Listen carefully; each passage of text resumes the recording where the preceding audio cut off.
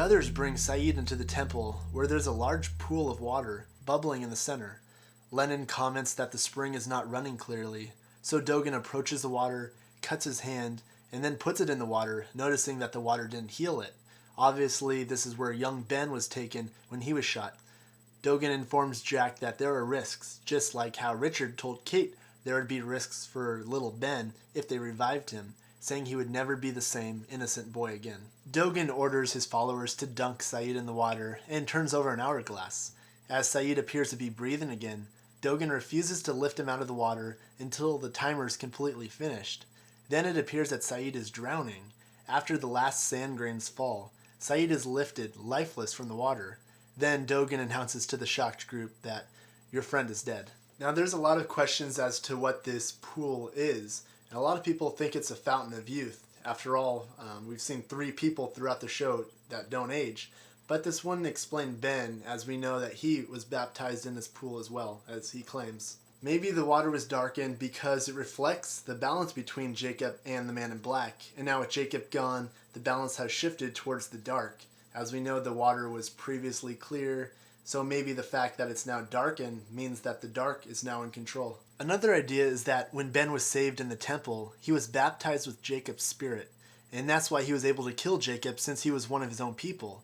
Now, Saeed was baptized with the Nemesis' spirit, and he is the only one who's going to be able to kill him since he is the Nemesis' disciple. This can also explain why Saeed was taking Judas's place on the Last Supper photo. And even if this particular theory isn't true, I still think Saeed will be the one to help bring down the Nemesis. Hurley visits Dogen, where it's revealed that he understands English, but refuses to speak it as he dislikes the way it tastes on his tongue. That's nice. After a brief conversation, Hurley says that Jacob's dead, which shocks Dogen and Lennon, who rush out of the room. They issue orders to the rest of the others, who quickly pour lines of ash around the temple, barricade the entrances, and launch a rocket flare. Lennon reveals that they are not keeping the survivors in, but rather keeping him out, obviously referring to the Nemesis. Back in the temple spring room, everyone's shocked to see Saeed sit up, very much alive. He pauses for a moment, confused, and says, "What happened?" And there's hundreds of ideas out there on what's going on with Saeed. A lot of people think that he's now Jacob, like Jacob's using his body as a vessel, like the candidate that Alana talks about. And some people think that he's actually Charlie because he has a Manchester accent when he says, "What happened?" We just don't know now, but whoever he is, obviously assuming he isn't just himself, I think we can come to the conclusion that he's going to be the savior there. And they even make a point to show that Saeed's being carried to the spring like Jesus at the crucifixion with his arms spread out. Okay, and that's everything that happened in this 2-hour episode, but before I stop, I just want to bring up something that I forgot to bring up last week when I was talking about the smoke monster. And if you've been watching my videos throughout the seasons, you know that I think that there's more than one smoke monster, and that Jacob could possibly become one, or the other one if there's just 2. As we saw this episode, the man in black can become one. However, I don't necessarily think we've seen the second one yet, again, if there are 2 or more smoke monsters. Now, we know the first one is the black one we've seen throughout the entire series, and now officially this episode we know that it's the Nemesis. But the one I'm talking about, the one I think we haven't seen yet, has only been seen by the real John Locke, I think, in the Walkabout episode in the first season. Remember, we as the audience only see it through the monster's point of view. It doesn't harm Locke, and when he later tells Jack about it, he says, "I've looked into the eye of the island, and what I saw was beautiful." Also, remember in season 3, when he's talking about that same encounter to Echo, he says the famous words that, "I've looked into the eye of the island, and that what I saw was beautiful, and that it was a bright light." And remember, Echo simply replies after he saw the monster, "That's not what I saw." Maybe that's not what any of us have seen yet, and maybe we've only seen the dark smoke monster, in that maybe there's actually a bright smoke monster who's Jacob. Now, maybe it's not literally bright, but it's just an idea. And also on a side note, remember Locke's reaction the second time he encountered the smoke monster. After it attacked him, he had that look of extreme surprise and confusion on his face, like he didn't know what was going on, like different from the first time.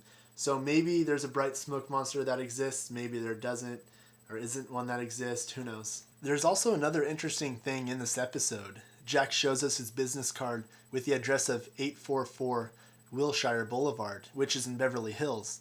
Now if we use Google Maps and use a street view, we can see a film crew next to the building. And it's not clear if this is a Lost-related shoot, but the image at the intersection of Wilshire and Hamilton also appears to have been recorded at a different date than the surrounding 4 sections. As we can see here, the nearby marquee was changed, and if we go down this street and then turn back around 180 degrees, the equipment is gone. Also, another funny thing about this place is if we go into overhead view, the building looks like a submarine, as we can see here, and the John Wayne statue looks like a Dharma logo. Now, some people think the island could be Atlantis, but with the introduction of the temple, some people think it could be Shangri-La, or a place like it. Shangri-La is a fictional place, first described in James Hilton's 1933 novel, Lost Horizon.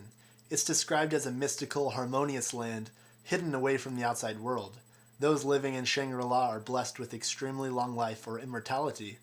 Lost Horizon tells of the survivors of a plane crash who stumble upon the mystical land. Only later do they learn that the keepers of the city brought them to Shangri-La on purpose. Fearing an impending war and looking for a successor, the High Lama of Shangri-La brings a man named Conway to the island to take his place as the leader. Other survivors of the plane crash in Lost Horizon find themselves miraculously healed of ailments. Many at first want to flee the mysterious city, but eventually come around and want to stay. Conway himself wavers and eventually leaves, losing his memory of Shangri-La upon returning to the normal world. But eventually he recalls his time in the mystical land and decides he must return. Sound familiar?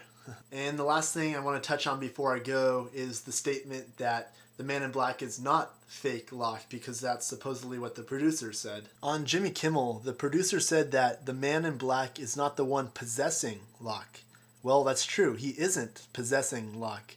He's a shapeshifter, and I think he can manifest himself as anyone who's died on the island and isn't buried, like Yemi, Alex, Christian, and Locke, for example. Not totally sure about the buried part, but we know there's a big significance to when Kimi and crew buried Rousseau and Carl, and when Amy said that they have to bury her husband. Okay, that's it for me, guys. Again, I'm sorry this video was so long. I can guarantee you that no video I make for the rest of this season will be this long, except maybe the last one. And that's just because a new semester of school is starting and these videos, when they're really long, take a long time to make.